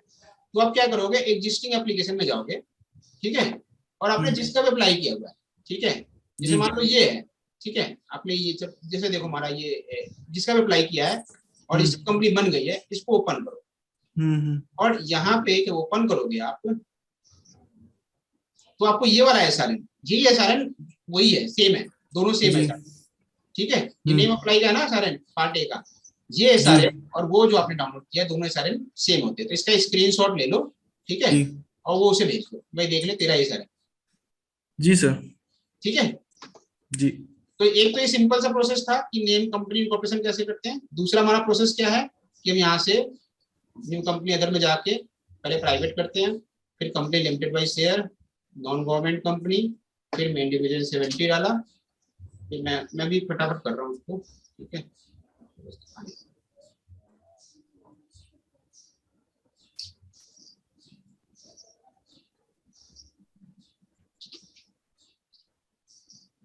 ये डाल दिया, फिर कंपनी का नेम डाल दिया, ठीक है, और एक ही नेम डाल रहे हैं हम, फिर चूज फाइल करके ऑब्जेक्ट डाल दी और इसे ऑटो चेक किया, डॉक्यूमेंट्स ये ऑलरेडी सेव हमारा नाम है ना, इसका उसमें डाल अलग कर देता हूँ, सर्विसेज कर देता हूँ, ठीक है, क्योंकि इस नेम से भी जस्ट हमने अप्लाई किया ना, इसलिए बोल रहा है ये अप्लाई भी उसमें नहीं है। फिर ऑटो चेक किया, ठीक है, फिर इसे हमने सेव किया, और जब इसे हम सबमिट करेंगे तो ये पूछेगा प्रोसीड फॉर इनकॉर्पोरेशन, या ये तो हमने कर दिया, प्रोसीड फॉर इनकॉर्पोरेशन करेंगे तो हम आगे बढ़ जाएंगे। यहाँ से हम स्पाइस बी पढ़ेंगे। Yes sir. ठीक है, वो हम आगे अगली क्लास में सीखेंगे कंपनी इनकॉर्पोरेशन से। जी सर। क्लियर है? जी। नेम रिजर्वेशन से कोई रिलेटेड डाउट हो आपको? No sir. क्लियर है each and everything? Yes sir. हाँ जी सर एक दूसरा डाउट है सर, बड़ा इंपॉर्टेंट है ये नेम रिजर्वेशन, ठीक है, आपको ये सारी चीजें समझ के कर दी, अदरवाइज पैसे बर्बाद होंगे आपके। ठीक है, अब बताओ किसी को दूसरा डाउट क्या था? सर वो फसाई के लाइसेंस में सर रजिस्ट्रेशन में जो आइसक्रीम पार्लर है सर, उसका कौन सी कैटेगरी में जाएगा? आइसक्रीम पार्लर का, आइसक्रीम पार्लर रन कर रहा है सर, एक कंपनी से उसने कॉन्ट्रैक्ट लिया है, तो उसमें होलसेल मतलब होलसेल तो नहीं रहेगा, ऐसा रिटेल रहेगा और थोड़ा सा मतलब रिटेल से ज्यादा। रिटेल रिटेल एंड होलसेल दोनों सर रिटेलर में, तो सर मैं रिटेल में करके देखा मैंने उसको, वो रहता है ना कोल्ड स्टोरेज वाला जो रहता है, मतलब कोल्ड स्टोरेज वाला नहीं है, नॉर्मल सर। कोल्ड स्टोरेज नहीं, रिटेलर में करूँ सीधे उसका? किधर रिटेलर? कोल्ड स्टोरेज तो अलग चीज होती है। कोल्ड स्टोरेज जैसे मैं सब्जी लेके आ रहा हूँ बहुत सारा, जैसे जी आते हैं ना बहुत दूर दूर से, क्या आते हैं, केले आते हैं, जी ठीक है, जी अब केले को पूरा कोल्ड स्टोरेज में रखना होता है, अदरवाइज खराब हो जाएगा। फल है, ठीक है, पेड़ से निकल गया हमारे तक जी। पहुंचते तो काफी दिन लगते हैं, कभी कभी 2-2 3 दिन पुराना, महीने पुराना फल कोल्ड स्टोरेज में रखा हुआ है, वो कोल्ड यस सर। स्टोरेज का लाइसेंस। सर मतलब मैं ये बोल रहा था कि जो उसमें फूड वेंडिंग एस्टेब्लिशमेंट में डालूं उसका, या फिर जो नॉर्मल जो रिटेलर ट्रेडर उसमें डालूं? तो रेस्टोरेंट तो आएगा नहीं, नॉर्मल फूड वेंडिंग में डाल दो। फूड वेंडिंग में डाल दूं? सर लास्ट में उसमें ये आ रहा था कि manufacture scope other than manufacture scope से उठाइए आप, तो मैं क्लास उसमें वो मैन्युफैक्चर नहीं है ना, यस सर। रिटेलर। जी जी, नहीं सर, लास्ट में जो फिल करते हैं ना अपन, क्या क्या फील कर सकता हूँ? सर लास्ट में जो 14 क्लास है, 99 क्लास है, उसमें 1 to 14 क्लास जो रहती है, जो 3 वाली क्लास रहती है एडिबल आइस वाली, तो वो सिलेक्ट कर रहा था, तो वो कोई सा भी सिलेक्ट नहीं हो रहा था उसमें। क्यों? रिटेलर करो ना। सर मैं स्क्रीनशॉट भेजूंगा आपको उसका। आप मुझे स्क्रीनशॉट भेजना एक बार, जी आप जी रिटेल वाला करो। जी। और उसमें जो डायरेक्ट वाला, उसमें रिटेल, उसमें फूड वेंडिंग एस्टेब्लिशमेंट में ले जाऊं उसको सीधे? फूड रजिस्ट्रेशन के लिए अप्लाई करो तो फूड वेंडिंग के लिए जाना, स्टेट लाइसेंस के लिए कर रहे हो तो मत ले जाना। सर ये रजिस्ट्रेशन के लिए कर रहा हूँ सर, फूड वेंडिंग में चले जाऊं? फूड वेंडिंग में ले जाओ तभी मिलेगा। ठीक सर, ओ समझ गया। हाँ जी, और किसी को कोई क्वेरी? प्रीवियस क्लासेस देख लो, जैसे आज क्वेरी थी कि एसोसिएट डीएससी कैसे करते हैं, वो लास्ट क्लास में हमने डिस्कस किया था, पूरा दिखाया था कि एसोसिएट डीएससी कैसे कंप्लीट करना है, ठीक है, लास्ट क्लास। ओके, हाँ जी। सर वो डीएससी एसोसिएट करने में प्रॉब्लम आ रहा है, वो नेम और वो सब एक्सेप्ट नहीं कर रहा है। मैंने पैन कार्ड और आधार कार्ड के बेसिस पे ही डाला है। कुछ चेंजेस हुए हैं? आधार कार्ड में नहीं डालना, पैन कार्ड से रिलेटेड डालो। अगर आपको फिर भी प्रॉब्लम आ रही है ना, फिर भी प्रॉब्लम आ रही है तो हाँ, दिन डेटाबेस चेक करो कि दिन डेटाबेस में है क्या। जिन डेटाबेस दिन डेटाबेस चेक करने के लिए सबसे इम्पोर्टेंट चीज है, कोई ऐसा फॉर्म फाइल करो, कोई ऐसा फॉर्म में वो दिन नंबर डालो, जैसे आप DAR3 में इंफॉर्मेशन डालो, ठीक है, या हाँ फिर आप उसमें डालो, क्या बोलते हैं, डायरेक्टर रेजिग्नेशन वाले में, ठीक है, ओके DAR12 में। या DAR11 में वो दिन नंबर डाल के फिल करो और फिर देखो उसमें इंफॉर्मेशन क्या फिल हुई। अच्छा, फिर उसमें जो आ रहा है वो डालना। फिर भी अगर प्रॉब्लम होती है, फिर भी नहीं मिल रहा कहीं से भी आपको डायरेक्टर्स का डिटेल वगैरह, ठीक है, दिन डेटाबेस, ठीक है, दिन की क्या इन्फॉर्मेशन है, तो 100 रुपीज पे करके पब्लिक डॉक्यूमेंट व्यू करो और फिर देखो कि इनकॉर्पोरेशन में या उसमें कभी उसने कोई डेम का फॉर्म अपडेशन फाइल किया है। अच्छा, ये जो मैच कर रहा है ना, यहाँ जो हम रोल सिलेक्ट करते हैं, आप डायरेक्टर सिलेक्ट करोगे और यहाँ पे दिन नंबर डालोगे, देखो ये इन्फॉर्मेशन मांगता है, ठीक है, या एड्रेस कुछ नहीं है। पर वो सर एक बार एक्सपायर हो गया, दोबारा एसोसिएट करना है। हाँ तो यही करोगे ना जो सीट उसको आप, हाँ हाँ हाँ। डेट नंबर डालो, उसका कॉन्टेक्ट का पैन नंबर डालो, डेट ऑफ बर्थ डालो, फादर नेम डालो, उसका फादर का मतलब फादर के फर्स्ट नेम होगा डालो, फिर नेक्स्ट करोगे तो ईमेल आईडी मांगेगा। एम साइनर भी होना चाहिए ना सर उसमें? हाँ, वो पूरा प्रोसेस मैंने आपको लास्ट क्लास में समझाया है, देखो आप एम साइनर कैसे डाउनलोड करना है, इंस्टॉल कैसे करना है, ठीक है, वो कैसे ओपन करते हैं, ठीक है, तो लास्ट क्लास देख लेना। तो सर ये एमओए और उसको ना वर्ड में कैसे कन्वर्ट करते हैं? मैं आपको ये वाला दूंगा पहले, ऐसे हर टाइप की कंपनी का एमओए है यहाँ पे, ठीक है, तो आपकी जो भी कंपनी टाइप है उससे रिलेटेड आप एमओए यहाँ से आप निकाल सकते हो। मेन ऑब्जेक्ट ये कहाँ मिलेगा? मैं आपको इसी अपने पोर्टल में डाल दूंगा, क्लास अपलोड कर दिया आपने? अभी करूंगा थोड़ी देर बाद, ठीक है, वहां से ले लेना। तो सर जो स्पाइस में एमओए होता है उनको वर्ड में कन्वर्ट कर सकते हैं ना? स्पाइस का एमओए कैसे कन्वर्ट हो जाएगा? वर्ड हो जाएगा कन्वर्ट, प्रोसेस अलग प्रोसेस जाना पड़ेगा, कन्वर्टर यूज करना पड़ेगा। ओके ठीक है, okay sir. Living for the class. Thank you, sir.